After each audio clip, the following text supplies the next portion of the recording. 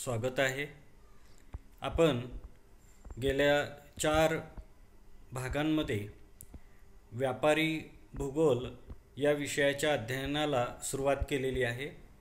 यामध्ये भूगोल शब्दाची उत्पत्ती, भूगोल या विषयाच्या संदर्भातल्या काही व्याख्या, त्याचप्रमाणे भूगोलाच्या शाखा, व्यापारी भूगोलाचे विषयाची उत्पत्ती, व्यापारी भूगोल विषयाच्या अभ्यासाची सुरुवात, त्याचप्रमाणे व्यापारी भूगोल या विषयाच्या अभ्यासाचे स्वरूप व व्याप्ती हा भाग आपण पाहिलेला आहे। आत्ताच्या तासाला आपण या ठिकाणी व्यापारी भूगोलाचा विकास कशा पद्धतीने झालेला आहे याविषयी आपण माहिती पाहायला सुरुवात करणार आहोत। व्यापारी भूगोल हा जर आपण भाग बघितला तर आपल्याला असं लक्षात येईल की कालानुरूप जे अभ्यासामध्ये अनेक बदल झालेले आहेत, त्यातील एक महत्त्वाचा बदल म्हणजे व्यापारी भूगोल या विषयाच्या अभ्यासाची सुरुवात होय अशा पद्धतीने आपल्याला सांगता येईल।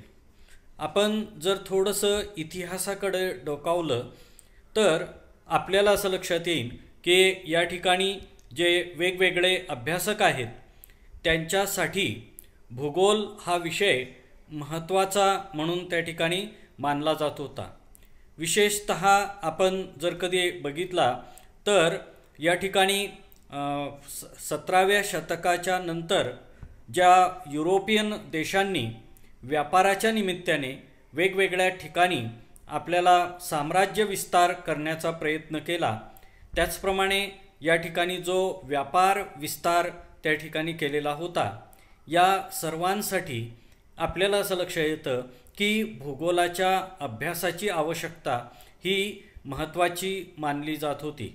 आपण जर यामध्ये पाहिलं तर आपल्याला असं लक्षात येतं की त्या कालावधीमध्ये भूगोल या विषयाला विशेषतः व्यापाऱ्यांचा भूगोल असंही या ठिकाणी संबोधण्यात येत होतं। व्यापाऱ्यांचं भूगोल म्हणण्याचं मुख्य कारण असं आहे की व्यापारी हे नवीन ठिकाण शोधून त्या ठिकाणी व्यापाराला बाहेर पडत असत। या नवीन ठिकाणचे हवामान, या नवीन ठिकाणची संस्कृती, त्याचप्रमाणे या नवीन ठिकाणच्या ज्या खानपान सवयी आहेत, लोकांचे राहणीमान आहे, याविषयी जी माहिती आहे ती भूगोल विषयातून मिळत होती। आणि म्हणून व्यापाराच्या दृष्टीने जर व्यापार करायचा असेल तर अशा व्यक्तीला भूगोलाचे ज्ञान आवश्यक आहे अशा पद्धतीचा समज हा त्या कालावधीमध्ये होता। आणि म्हणून आपल्याला असं लक्षात येतं की व्यापारी या विषयाचा जो अभ्यासाचा मुख्य उद्देश आहे तो व्यापारातील अडचणी दूर करणे, व्यापाऱ्यांना प्रदेशाविषयी माहिती सांगणे, अशा पद्धतीचं एक स्वरूप हे आपल्याला सुरुवातीच्या कालावधीमध्ये सांगितलं जात होतं। युरोपमधील राजेशाही, त्याचप्रमाणे खलासी आणि व्यापारी यांच्या मदतीसाठी आपल्याला व्यापारी भूगोलाचा अभ्यास हा त्या कालावधीमध्ये भक्कम पद्धतीने त्यांच्या पाठीशी उभा राहिलेला दिसून येतो। आणि म्हणून आपण जर कधी बघितलं तर त्या व्यापाऱ्याचा भूगोल हा जो शब्दप्रयोग या ठिकाणी केलेला आहे किंवा ट्रेडर्स जॉग्राफी हा जो शब्दप्रयोग या ठिकाणी केलेला दिसून येतो, हा त्या अर्थी आपल्याला तंतोतंत जुळणारा अशा पद्धतीचा दिसून येतो। तर त्यामुळे व्यापाऱ्यांचा भूगोल अशा पद्धतीने याची ख्याती, या विषयाची ख्याती आपल्याला झालेली दिसून येते। दुसरा महत्त्वाचा जो भाग आहे तो म्हणजे घटना अन्वेषण युग। आपल्याला असं लक्षात येतं की साधारणतः म्हणजे 17व्या शतकाचा जर कधी आपण आढावा घेतला तर सागरी मार्गाद्वारे अनेक व्यापारी हे या ठिकाणी नवनवीन जग शोधण्याचा प्रयत्न करत होते, मार्ग शोधण्याचा प्रयत्न करत होते। आणि म्हणून आपल्याला असं लक्षात येतं की त्यांच्या मार्गदर्शनासाठी व्यापारी भूगोल हे अर्थातच त्या ठिकाणी आपल्याला असलेलं दिसून येतं। आपण जर बघितलं तर भारतामध्ये सागरी मार्गे वास्को द गामा याने सर्वप्रथम या ठिकाणी पाय ठेवला. त्याचप्रमाणे आपल्याला असं लक्ष येतं की कोलंबस हा भारताकडं निघालेला असताना तो पश्चिमेकडे जाऊन, अर्थातच कदाचित आपण पृथ्वी गोल आहे म्हणून कमी वेळामध्ये भारतामध्ये पोहोचू असा उद्देश ठेवून तो पश्चिमेकडे निघाला. प्रत्यक्षात आपल्याला असं लक्ष येतं की तो म्हणजे उत्तर अमेरिका खंडावरती जाऊन पोहोचला आणि त्यामुळे अमेरिका खंडाचा शोध हा आपल्याला लागलेला दिसून येतो. एवढंच नव्हे तर आपल्याला असं लक्ष येतं की या कालावधीमध्ये आपल्याला अनेक ज्या व्यापारी वसाहती आहेत त्या अर्थातच नवनवीन प्रदेशांमध्ये आपल्याला शोधल्या गेल्याचे दिसून येते आणि त्याचं मुख्य कारण हे देखील आपल्याला या ठिकाणी म्हणजे भूगोलाचा अभ्यास हा त्यामध्ये आपल्याला सांगता येण्यासारखं आहे. थोडक्यात आपण जर कधी बघितलं तर दूरवरचे देश, सागरी बेटे, वसाहती, मानवासंबंधी नवनवीन माहिती याचा संकलित आणि एकमेकांशी संबंध जोडणारा सुसंबद्ध अशा पद्धतीचा अभ्यास हा या कालावधीमध्ये घडलेला दिसून येतो आणि म्हणून या युगाला घटना अन्वेषण युग असेही त्या कालावधीमध्ये संबोधले जाते आणि म्हणून व्यापारी भूगोलाची ही जी शाखा आहे तिला प्रोत्साहन हे आपल्याला या कालावधीमध्ये मिळालेलं दिसून येतं. त्याचप्रमाणे आपण या ठिकाणी जर कधी बघितलं तर अनेक अभ्यासकांनी या ठिकाणी महत्त्वाची भर ही आपल्याला ज्ञानामध्ये टाकलेली दिसून येते. त्यामध्ये आपण ची शोल्म यांचा विचार हा या ठिकाणी केलेलाच आहे की ज्यांनी आपल्याला असं लक्ष येतं की हँडबुक ऑफ कमर्शियल जॉग्राफी नावाचं जे पुस्तक आहे ते आपल्याला 1889 साली लिहिलं आणि त्यातून आपल्याला या विषयाच्या ज्ञानावरती प्रकाश पडला. एवढंच नव्हे तर जॉन टिल्डन यांनी देखील आपल्याला महत्त्वाचं योगदान हे आपल्याला दिलेलं दिसून येतं. आपल्याला असं लक्ष येतं की त्यांनी भूगोलाचा अभ्यास करताना यामध्ये कार्यकारण भाव हा अर्थातच त्या ठिकाणी स्पष्ट केलेला दिसून येतो. हे सांगत असताना त्यांनी असं म्हटलेलं आहे की व्यापारी भूगोलाचा संबंध पृथ्वीवरील उपलब्ध संपदा, त्याचप्रमाणे त्यांचे उत्पादन, वितरणाचे मार्ग, उपलब्ध बाजारपेठा व उत्पादक यांच्याशी आहे अशा पद्धतीचं वक्तव्य हे त्यांनी आपल्याला केलेलं दिसून येतं. आणि म्हणून आपण जर कधी पाहिलं तर जॉन टिल्टन यांची जी भूमिका आहे ती या ठिकाणी महत्त्वाची दिसून येते. एवढंच नाही तर आपल्याला असं लक्ष येतं की टी फ्रीमन यांनी देखील आपल्याला भूगोलाच्या संदर्भात असं म्हटलेलं आहे की या ठिकाणी आधुनिक भूगोलातील वाढता कल हा व्यापारी भूगोलाच्या भूगोलाच्या उपयोजितेत आहे अशा पद्धतीने आपल्याला त्यांनी व्यापारी भूगोलाचं वर्णन हे या ठिकाणी केलेलं दिसून येतं. आपण जर 19व्या शतकाचा या ठिकाणी विचार केला तर व्यापारी भूगोल ही स्वतंत्र शाखा म्हणून त्या ठिकाणी विकसित झालेली दिसून येते. पूर्वी ही जी शाखा आहे ती आर्थिक भूगोलाची शाखा म्हणून त्या ठिकाणी अभ्यासली जात होती. मात्र आपल्याला असं लक्ष येतं की 19व्या शतकामध्ये गरजेनुसार आपल्याला या शाखेची निर्मिती ही झालेली आढळून येते. यामध्ये आपण जर कधी पाहिलं तर आपल्याला असं लक्षात येईल की व्यापारी भूगोलाच्या या शाखेमध्ये आर्थिक क्रियांचा जो व्यापारी दृष्टिकोनातून अभ्यास आहे तो या ठिकाणी महत्त्वाचा मानला गेलेला दिसून येतो. आणि आत्ताच्या काळात जर कधी आपण विचार केला तर आज व्यापारी भूगोलाचं क्षेत्र हे दिवसेंदिवस या ठिकाणी वाढतच आहे. बाजारपेठांचा अभ्यास, ई कॉमर्स पद्धतीसाठी अभ्यास, वितरण व्यवस्था, ग्राहकांची वर्तणूक आंतरराष्ट्रीय संबंध या सर्वांचा अभ्यास आपल्याला या भूगोलामध्ये केला गेल्याचे दिसून येते आणि म्हणून व्यापारी भूगोलाचा विकास सांगत असताना आपल्याला या ठळक मुद्द्यांच्याकडं लक्ष देणं हे गरजेचं ठरतं. तर थोडक्यात आपण व्यापारी भूगोलाचा विकास हा कशा पद्धतीने क्रमाक्रमाने या ठिकाणी झालेला आहे याकडं आपण थोडंसं लक्ष हे या ठिकाणी वेधलेलं आहे. आता यानंतरचा महत्त्वाचा जो भाग आहे तो म्हणजे उपयोजित व्यापारी भूगोलाचे महत्त्व. आपण कोणत्याही विषयाला जेव्हा त्याचं उपयोग हा प्रत्यक्षामध्ये केला जात असतो तेव्हा त्याला उपयोजित शास्त्र अशा पद्धतीने म्हणत असतो. आता व्यापारी भूगोलाचा जर कधी आपण विचार केला तर व्यापारी भूगोल हे महत्त्वाचे शास्त्र आहे आणि उपयोजितता ही अर्थातच त्यामध्ये आपल्याला असलेली दिसून येते. आधुनिक काळामध्ये आपण जर विचार केला तर व्यापारी भूगोलाचे स्वरूपामध्ये फार मोठे बदल आपल्याला झालेले दिसून येतात. व्यापारी भूगोल हा केवळ वर्णनात्मक विषय न राहता उपयोजित स्वरूप त्याला प्राप्त झालेले आपल्याला दिसून येते. कच्च्या मालाचे उत्पादन प्रक्रिया, उत्पादित मालाला असणारी मागणी, उपलब्ध बाजारपेठा, वाहतुकीच्या साधनांचा वापर, वितरण व्यवस्था, ग्राहकांच्या बदलत्या आवडीनिवडी या सर्वांचा विचार आपल्याला या ठिकाणी उपयोजितेत झालेला दिसून येतो.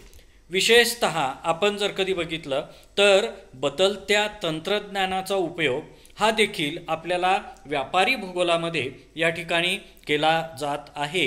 ही बाब या ठिकाणी आवर्जून सांगायला हरकत नाही आहे. यामध्ये आपण जर कधी बघितलं तर दोन महत्त्वाच्या ज्या बाबी आहेत त्या या ठिकाणी आपण सांगू शकतो. यापैकी पहिला महत्त्वाचा जो भाग आहे तो आहे भौगोलिक माहिती प्रणाली याचा उपयोग हा भूगोलामध्ये आपल्याला झालेला दिसून येतो. आधुनिक काळामध्ये जर कधी आपण बघितलं तर भौगोलिक माहिती प्रणाली किंवा जॉग्राफिकल इन्फॉर्मेशन सिस्टीम म्हणजेच GIS हे मोठ्या प्रमाणात आपल्याला वापरले गेल्याचे दिसून येते. या तंत्रज्ञानाचा उपयोग करताना आपल्याला असं लक्षात येतं की GIS साठी जे विविध प्रकारचे जे सॉफ्टवेअर या ठिकाणी वापरले जातात त्यामध्ये ArcGIS आहे, IRDAS आहे, ArcView आहे किंवा QGIS आहे, ArcMap आहे. या सारख्या ज्या म्हणजे आपल्याला असं लक्षात येतं की विविध प्रकारचे जे सॉफ्टवेअर्स आहेत ते आपल्याला कॉम्प्युटर बेस्ड सॉफ्टवेअर हे आपल्याला माहिती मिळवण्यासाठी म्हणून त्या ठिकाणी वापरले जातात. या म्हणजे विविध प्रकारचे हे जे सॉफ्टवेअर्स आहेत यांचा उपयोग करून आपण उत्पादनासाठी आवश्यक असणारे प्राकृतिक घटक कुठे उपलब्ध होऊ शकतील, वातावरण हे त्या ठिकाणचं कशा प्रकारचं आहे किंवा त्या ठिकाणी मृदा आपल्याला कशा पद्धतीने उपलब्ध आहे, पाणी यांचं वितरण कशा पद्धतीने आहे, यासारखे नैसर्गिक घटकांचा आपल्याला तसेच त्या घटकांचा लोकसंख्येशी असणारा संबंध शोधणं हे आपल्या दृष्टीने महत्त्वाचं ठरताना दिसून येते. आणि म्हणून जर कधी आपण विचार केला तर उद्योगधंद्याच्या उभारणीसाठी किंवा उद्योगधंद्याच्या स्थान निश्चितीसाठी आपल्याला सुयोग्य पद्धतीने मार्गदर्शन अत्यंत कमी वेळामध्ये आपल्याला या म्हणजे तंत्रज्ञानाचा उपयोग करून आपल्याला त्या ठिकाणी केला गेल्याचे दिसून येते. आणि म्हणून जर कधी आपण विचार केला तर माहिती तंत्रज्ञान हे आपल्याला फार महत्त्वाचं अर्थातच त्या ठिकाणी साधन भूगोलाच्या माध्यमातून त्या ठिकाणी उपलब्ध आहे आणि त्याचा उपयोग हा आपल्याला व्यापारासाठी या ठिकाणी केला जात असलेला दिसून येतो. आणि म्हणून आपण जर कधी विचार केला तर भौगोलिक माहिती प्रणाली ही आपल्याला आपल्या दृष्टीने या ठिकाणी महत्त्वाची भूमिका बजावत असलेली दिसून येते. यातील उपयोजित भूगोलामध्ये आपण जर कधी विचार केला तर ग्राहक समाधान सर्वेक्षण हे दुसरं महत्त्वाचा उपयोग या ठिकाणी आपल्याला सांगता येण्यासारखं आहे. आपण जर कधी पाहिलं तर व्यापारी भूगोलामध्ये ग्राहकांचे स्थान हे अत्यंत महत्त्वाचे आहे.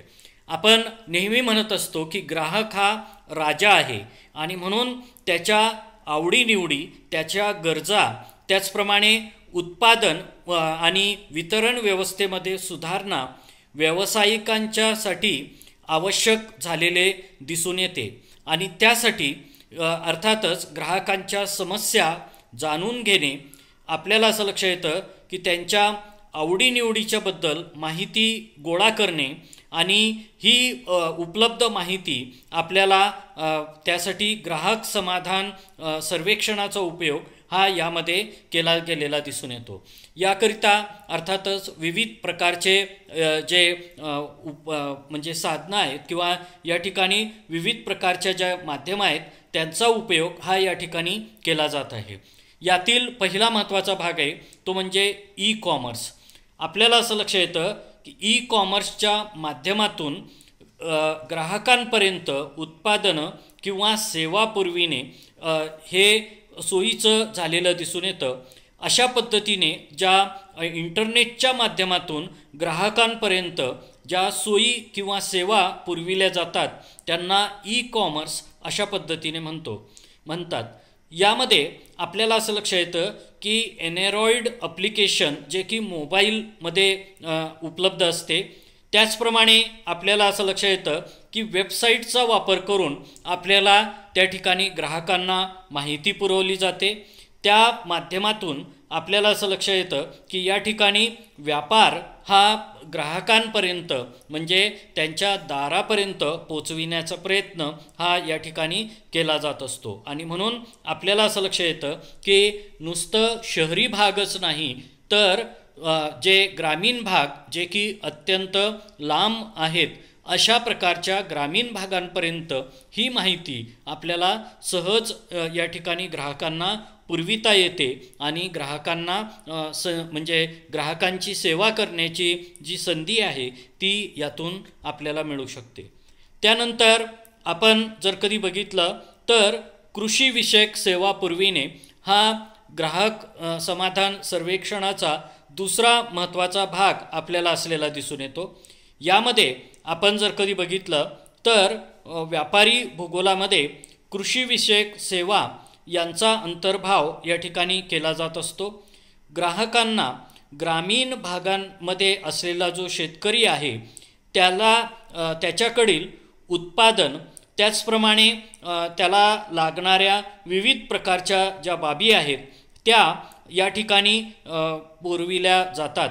यामध्ये खते, बी बियाणे, पीक विमा योजना किंवा विपणन यासंबंधीची माहिती ही त्या ठिकाणी आपल्याला पुरविले गेल्याचे दिसून येते.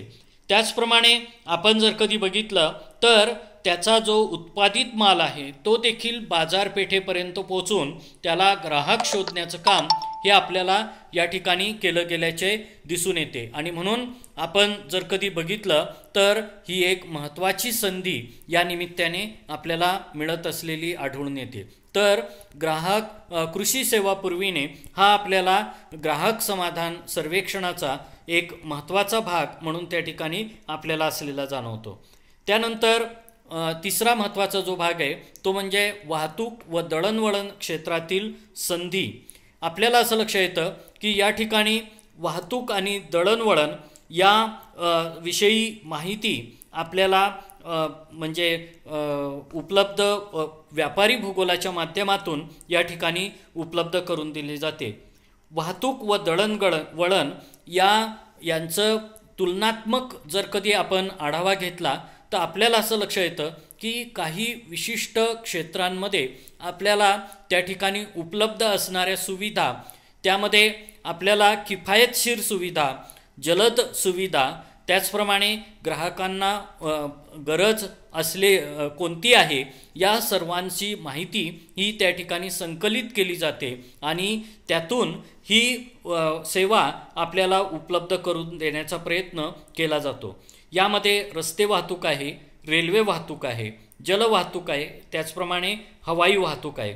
नुसतं एवढंच नाही तर देशांतर्गत आणि आंतरराष्ट्रीय अशा दोन्ही प्रकारच्या सेवांच्या बाबतची माहिती ही त्या ठिकाणी ग्राहकांना घर बसल्या मिळू शकते.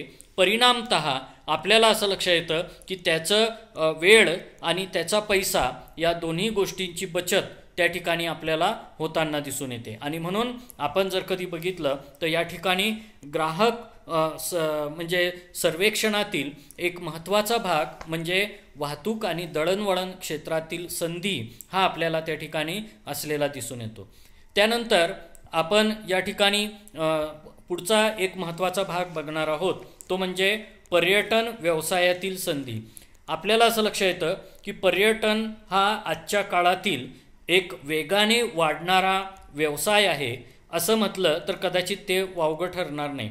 आपल्याला असं लक्षात येतं की पर्यटनातून लोकांना ज्या पद्धतीने या ठिकाणी समाधान मिळतं, तर दुसऱ्या बाजूला आपल्याला असं लक्षात येतं की या ठिकाणी मोठ्या प्रमाणात रोजगार निर्मिती, त्याचप्रमाणे आपल्याला असं लक्षात येतं की सेवा क्षेत्रातून जे वेगवेगळ्या प्रकारचे कर आहेत ते सरकारला या ठिकाणी मिळत असतात. आणि म्हणून हा जो म्हणजे व्यवसाय आहे त्यामध्ये अलीकडच्या कालावधीमध्ये आपल्याला वाढ झालेली दिसून येते. अशा प्रकारचे ग्राहकांचे असणारे जे आवडीनिवडी आहेत त्यानुसार त्यांना पर्यटन स्थळ सुचविणे, त्याचप्रमाणे तिथे उपलब्ध असणाऱ्या सुविधा, तिथे उपलब्ध असणाऱ्या खानपान सुविधा किंवा तेथे उपलब्ध असणाऱ्या मनोरंजनाच्या सुविधा याविषयी आपल्याला इंटरनेटच्या साहाय्याने माहिती देण्याचा प्रयत्न हा या ठिकाणी केला जातो. थोडक्यात जर कधी आपण बघितलं तर पर्यटन क्षेत्रामध्ये फार मोठी संधी ही आपल्याला या सर्वेक्षणाच्या माध्यमातून उपलब्ध झालेली दिसून येते. आज जर कधी आपण बघितलं तर कृषी पर्यटन किंवा ग्रामीण पर्यटन हे आपल्याला वाढत असलेले सध्याच्या कालावधीतील महत्त्वाचे व्यवसाय म्हणून त्या ठिकाणी सांगता येण्यासारखं आहे. तर आपण जर या ठिकाणी बघितलं तर आपल्याला असं लक्षात येईल की या विविध प्रकारच्या ज्या सुविधा आहेत त्या आपल्याला या ठिकाणी उपलब्ध होत आहेत.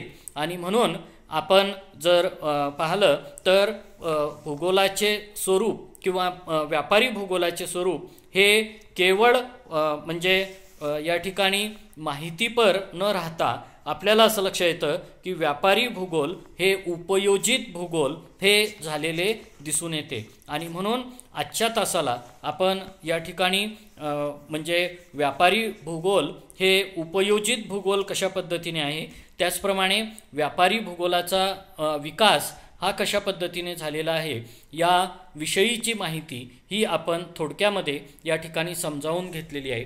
आज आपण जी माहिती समजावून घेतलेली आहे ती तुम्ही शांतपणे ऐकून घेतली, त्याबद्दल तुमचे आभार. ही माहिती म्हणजे तयार करण्याकरिता मी निराली प्रकाशन त्याचप्रमाणे अथर्व प्रकाशन यांची पुस्तके वापरलेली आहेत. काही माहिती इंटरनेटवरून त्या ठिकाणी डाउनलोड केलेली आहे. तर मी त्याचप्रमाणे या ठिकाणी जे गुगल म्हणजे टेम्पलेट्स वापरून ही माहिती तुमच्यापर्यंत पोहोचविण्याचा प्रयत्न केलेला आहे. यूट्यूबच्या माध्यमातून ही माहिती तुमच्यापर्यंत येत आहे. तर मी या सर्वांचे आभार मानतो आणि रयत शिक्षण संस्थेच्या वतीने डॉक्टर बाबासाहेब आंबेडकर महाविद्यालय औंध या ठिकाणाहून आपण जी मला ही संधी दिलेली आहे त्याबद्दल सर्वांचे आभार मानून पुढचा जो भाग आहे तो आपण पुढच्या तासाला बघूयात. आज आपण या ठिकाणी थांबूयात. धन्यवाद.